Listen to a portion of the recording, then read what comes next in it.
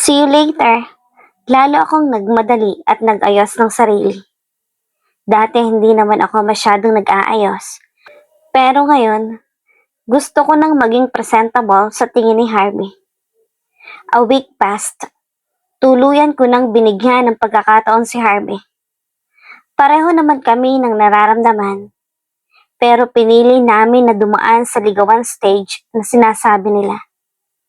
Dahil hindi naman ito nangyari sa amin dati. Nagpulbos lang ako at nagpahid ng manipis na lipstick sa aking labi. Pagkatapos ay nagtali ako ng buhok para hindi sagabal kapag lumalabas ako. Mahangin kasi. Bumalik na ako sa dati. Hindi na ako trying hard maging isang eleganteng babae. Kung minahal ako ni Harvey dahil simple lang ako, siguro ay mamahalin pa rin niya ako ngayon. Lumabas na ako at isinara ang main door. Napangiti ako nang makita iyon. Naalala ko, si Harvey pala ang umayos ng pinto ko. Nag-alala raw siya para sa akin, kaya siya na ang nagpresenta na mag-ayos ng pinto ko, kaya hindi na iyon sira. Nagsimula na ako mag-drive papuntang hotel ko. Tahimik lang, masaya at payapa. Ngunit nagulat ako dahil may isang matandang lalaki na sumulpot sa harapan ng aking sasakyan. Agad akong bumaba at tiningnan kung napuruhan pa ito. Sana lang talaga ay hindi ko siya nabangga. Ayos lang po ba kayo? Kinakabahan na tanong ko habang tinutulungan ko sa pagkuha ng mga prutas na nalaglag at tinulungan ko rin siyang tumayo. Salamat iha. Saad nito at binigay ko sa kanya ang supot ng mga nalaglag na prutas. Humarap siya sa akin at doon ko na nakita ang mukha niya. Sa tingin ko ay nasa 50s na ito. Maputi na rin ang balbas niya at may salamin siyang suot at sombrero na mukhang luma. Maging ang damit niya ay mukhang luma na rin. Ayos lang po ba talaga kayo?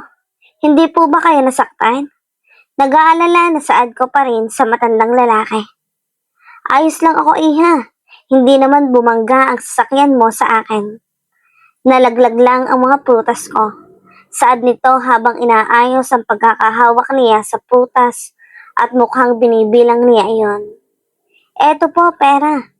Bumili po kayo ng pagkain o di kaya bumili kayo ng mas maraming prutas. Saad ko at iniabot sa matandang lalaki ang 10,000. Bayad ko na iyon dahil mukhang naabala ko si tatay. Talaga iha? Nakakahiya ngunit hindi na ako tatanggi. Kailangan kasi ng asawa ko ng pambili ng gamot. Bibili sana ako ng gamot ngunit masyadong mahal iyon. Kaya prutas na lang ang nabili ko. Hulog ka ng langit, salamat. Pagpapasalamat niya sa akin habang hawak-hawak ang kamay ko. Wala pong anuman. Kung may kailangan pa po kayo, pumunta lang po kayo sa Vi Hotel. Malapit dito. Ako po ang bahala sa inyo. Nakangiti na saad ko. Tumango naman si tatay at kasunod noon inalalayan ko siya na makatawid. Mabuti na lang at hindi ko talaga nabangga si tatay. May asawa pa pala siya na naghihintay sa kanya. Mabuti na rin at nakatulong ako sa kanya. Sana gumaling na ang asawa niya. Nakarating na ako sa hotel. Normal lang ang lahat. Ang mga empleyado ko ay masayang ginagampanan ang trabaho nila. Hindi ko naman kasi sila pinagod masyado. Hindi naman ako masyadong gahaman sa pera. Sinalubong ako ng sekretarya ko. May meeting ulit ako ngayon, kaya medyo magiging abala ang araw na to. Sabay na kaming nagtungo ni Tanya papunta sa meeting room. Pagpasok namin doon ay may mga tao na. Ngunit marami pa rin ang hindi pa nakakarating, kaya naghintay pa kami.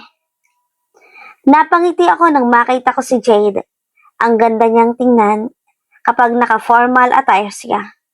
Para bang napakaganda niyang sekretarya. Bagay din sila ni Miles samantalang nandito na rin si Harvey. Hirap itago ng kilig lalo na't nasa trabaho. Hindi naman balak naming itago ni Harvey. ang relasyon namin at ang status namin. Pero kasi nakakahiya. Baka mamaya asar-asarin ako ng mga katrabaho ko. Lahat pa naman sila ay mapang-asar. Maya-maya na kumpleto na kami. Kaya nagsimula na ang meeting namin. For the next 3 days, we need someone to go and see the place where the next Vi Hotel will be built. I'm not free that day, so any volunteers?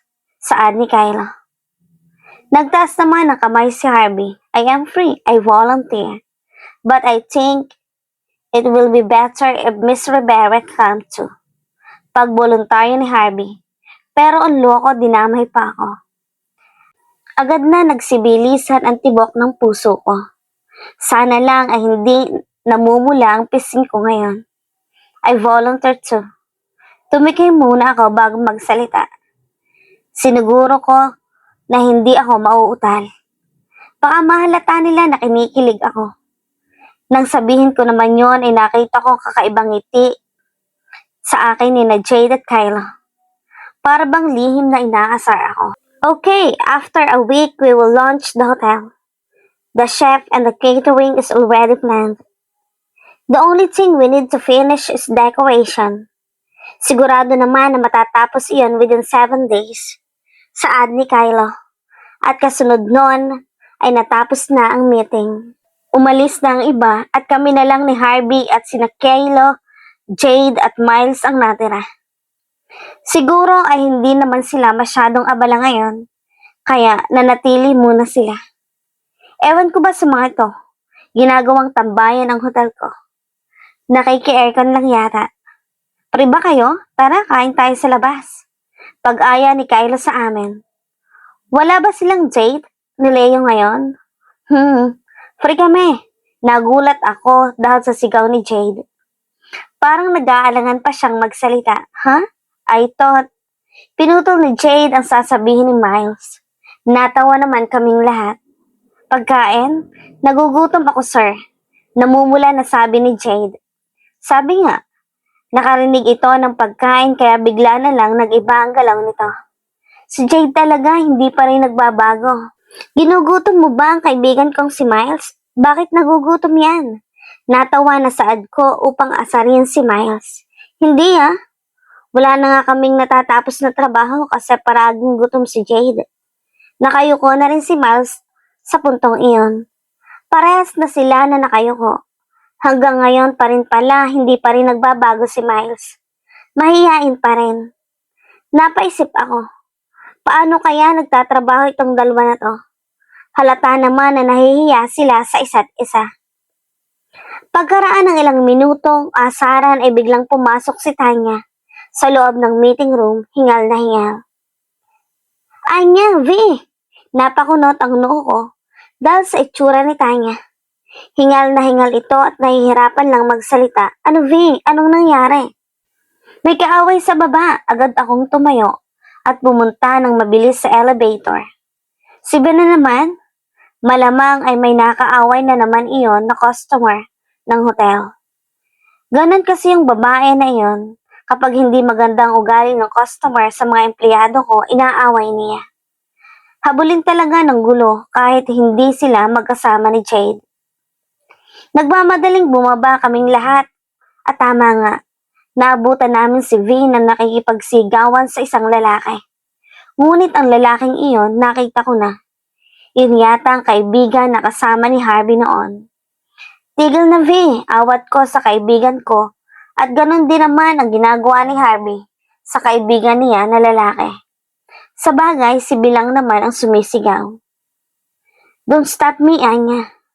This guy is maniac. Sumipot ba naman sa akin? Sigaw pa naman ni V na nanggigigil sa lalaki. I didn't. You probably heard someone and it's not me. Pagtanggi naman ng kaibigan ni Harvey. Stop! Nakikita tayo ng mga tao. Doon tayo sa taas mag-usap. Kung gusto nyo doon pa kayo mag-away. Masungit na saad ni Kylo. Natigil naman ang dalawa at tahimik na sumunod sa amin. Ako naman ang kumausap sa mga customer na nakikita sa pag-aaway nila. Natawa pa nga ako. Ang cute raw nilang mag-away, sabi ng isa pang customer. Dinala namin sina V at ang kaibigan ni Harvey sa meeting room. Para na rin hindi sila makabala sa iba pa empleyado na nagtatrabaho rito sa taas. Hinayaan lang namin silang magsagutan. Soundproof naman itong meeting room kaya hindi rin sila makakabala. Umupo lang kami ni Harvey, Kyle, Miles at Jade habang pinapanood silang magsigawan. Total hindi naman sila maawat, mapapagod din sila. Manyak! I'm not manyak. Bakit naman kita mamanyakin? I mean, you're sexy, but I'm not manyak. Sige, tanggi mo pa. Halata naman. Mga ganyang mukha, mga manyak yan. Do you mean my face? My handsome face? Handsome face? Eh di wow. See? You have a crush at me, don't you? When? Sa puntong iyon ay natahimik na si V. Kami naman ay pinipigilan ng mga sarili na matawa sa dalawang ito. Tigil-tigilan nyo na yan. Nailab na kayo sa isa't isa. Saad ni Harvey. Natawa naman ang lahat. Totoo naman, konting away na lang siguro ay magkakagusto na sila sa isa't isa. Tumigil naman sina V at ang kaibigan ni Harvey. Ang sabi sa akin, Lucian daw ang pangalan nito. Tumigil sila sa pagsisigawan at naupo. Tigil nyo na yan. Tara na, kain tayo sa labas. Bagutom lang kayo kaya mainit ang ulo nyo sa isa't isa. Saad din ni Kylo. Tumayo kaming lahat at naglakad papuntang pintuan. Lumingon ako kay B nung una ay ayaw pa nitong tumayo, ngunit pagkaraan ng ilang segundo ay nakasimangot ito na tumayo at sumunod sa amin. Dito kami nagpunta sa isang kainan para itong karinderya, ngunit maayos ang kapasidad. Malapit lang ito sa hotel, kaya rito na namin nasipang kumain. Total may gagawin pa ako mamaya sa hotel para hindi na ako mapalayo at makabalik agad ako. Adobo, kare-kare, sisig at lechon ang binili namin na pagkain. Lahat naman kami ay ayos lang sa pagkain, pero ang kaibigan ni Harvey na si Lucian ay mukhang hindi sanay sa pagkain. Kumain ka na, ang arte mo. Mataray na saad ni V kay Lucian at tinarayan ito. Kung ayaw mo ng pagkain, umalis ka. Maghanap ka ng pangmayaman na restaurant. Ungas pa ni B. Mukhang nainis talaga siya sa lalaking iyon. I like the food, sagot ng lalaki sa kanya. Napatawa na lang kami dahil doon. Nagsimula na kaming kumain kaso mukhang napipilitan lang si Lucian sa kinakain niya. Kaya mas lalo kaming natatawa. Nagulat ako nang subuan ako ni Harvey sa pagkain sa harap ng mga kaibigan ko. Pasalamat na lang talaga at busy ang isa't isa sa amin. Sina Miles at Jade ay sinusubuhan na rin ang isa't isa. Si Kylo naman ay abala sa telepono niya, habang sina B at Lucia naman ay busy dahil nag-aaway na naman ang dalawa. I miss doing this to you, bulong ni Harvey sa akin, habang dinadagdagan ang pagkain sa plato ko. Napangiti naman ako. Naalala ko dahil palagi niya akong binibigyan ng pagkain dati. Gustong-gusto niya na kumakain ako. Natapos na kaming kumain. Nauna na sina Kylo at si Miles at Jade. Si V naman ay nasa tabi ko habang si Lucian ay nasa tabi ni Harvey habang naglalakad kami pabalik ng hotel. Nakarating na kami sa hotel. Pagpasok ko pa lang ay sumalubong na sa akin ang isang empleyado ko. May isang matanda raw na pumunta. Naisip ko naman ang matandang lalaki na nakita ko kanina. Sigurong siya nga iyon. Naiwan sina V at Lucian sa baba habang dinala ko naman sa taas si tatay. Si Harvey din ay sumama sa amin. Bakit po kayo nandito? May problema po ba? May maitutulong po ba ako? Sunod-sunod na tanong ko kay tatay nang nakarating kami sa opisina. Nakakahiya naman, pero hihingi sana ako ng tulong, iha. Kailangan ko kasi ng trabaho lalo na't lumalala ang sakit ng asawa ko. Kahit anong trabaho tatanggapin ko. Kahit janitor. Agad naman akong nakaramdam ng awa nang makita ko si tatay na mangiyak-ngiyak habang sinasabi niya ayon. Opo, ako po ang bahala sa inyo, tatay. Saad ko at tinawag ang sekretarya ko. Tanya, alalayan mo si tatay. Kung anong bakanteng trabaho ang mayroon tayo, ibigay mo sa kanya. Saad ko sa sekretarya ko. Maraming salamat, Iha. Hulog ka talaga ng langit. Pasalamat nito sa akin. Ngumiti naman ako. Masaya ako at nakakatulong ako sa ibang tao. Tanggapin mo ito, Iha. Munting pasalamat ko ito sa iyo. Alam kong hindi ito sapat sa lahat ng ginawa mo sa akin. Ngunit tagos at bukal ito sa puso ko. Saad ni tatay at inaabot sa akin ang isang piraso ng prutas. Kinuha ko iyon at nilagay ko sa aking lamesa. Kasunod naman no'y sumama na sina tatay sa sekretarya ko at tuluyan ang nakaalis sa opisina ko. Nabaling naman ang tingin ko kay Harvey na kanina pang nakatingin sa amin at pinagmamasdan na kami ni tatay ni nag-uusap. Bakit? Tanong ko kay Harvey na mukhang seryoso. I don't feel right with that old man. Agad naman akong nagtaka sa sinabi niya. Napakunot na rin ang noo ko dahil doon. Ano ka ba naman? Bakit ganyan ka mag-isip sa tao? Kailangan niya ng trabaho para sa asawa niya na may sakit, saad ko. Nainis ako ng bahagya sa sinabi ni Harvey. Hindi naman porket matanda at mahirap gagawa na ng masama, but tumigil ka na, Harvey. Hindi magandang pakinggan ang mga lumalabas sa bibig ko. Ako nang nagsasabi sa iyo, walang gagawin na masama si tatay. Pagsuway ko kay Harvey, naiinis na ako. Bakit gano'n na lang ang tingin niya sa matandang lalaki?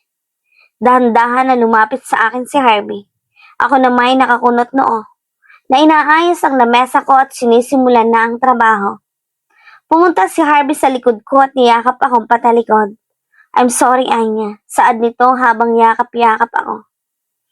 Bakit naman kasi hinuhusgahan mo agad si tatay? Malinis ang intensyon niya dahil kailangan niya ng pera para sa asawa niya. Sabi ko ulit kay Harvey, hindi naman kasi tama ang sinabi niya kay tatay. I'm sorry, I promise, I will not do it again. Paglalambing nito sa akin habang yakap-yakap pa rin ako. Tumango lang ako at umupo na. Kiss. Mahina na bulong ni Harvey pero narinig ko pa rin iyon. Anong kiss? Pakasampal ang abutin mo sa akin, oh. Kiss, kiss, kiss. Paulit-ulit na saad nito sa akin. Napakunot noon naman ako. Anong kiss? Hindi pa kami magkasintahan, oh. Bawal. Madiin na saad ko at nagpatuloy sa trabaho na ginagawa ko. Nakita ko naman si Harvey na nakasimangot at tahimik na umupo sa sopa rito sa opisina ko. Natawa naman ako ng palihim. Malungkot si Loco dahil hindi na pagbigyan. Maya-maya, pagkatapos ng ilang minuto ay nagsalita ako. Bakit nandito ka pa rin? Wala ka bang gagawin sa sarili mong negosyo? Nagtatakang saad ko pero nakatuon pa rin sa laptop ko ang mga mata ko. Pinapaalis mo na ako? Hindi. Baka kasi mamaya napabayaan mo ng sarili mong kumpanya. Seryoso na sabi ko. Kaysa naman mapabayaan kita. Agad napatingin ako sa kanya at nakita ko ang napakagwapo nitong mukha. Lalo na't nakangiti siya. Oras na ng trabaho pero kinikilig na naman ako. Ito kasing si Harvey eh. Sige lang, just do your work. Babantayan lang kita rito. Muling saad niya sa akin. Pasimpleng itinago ko naman ang mukha ko dahil alam kong namumula na iyon sa kilig. Iba talaga ang tama sa akin ng isang Harvey Valdivia.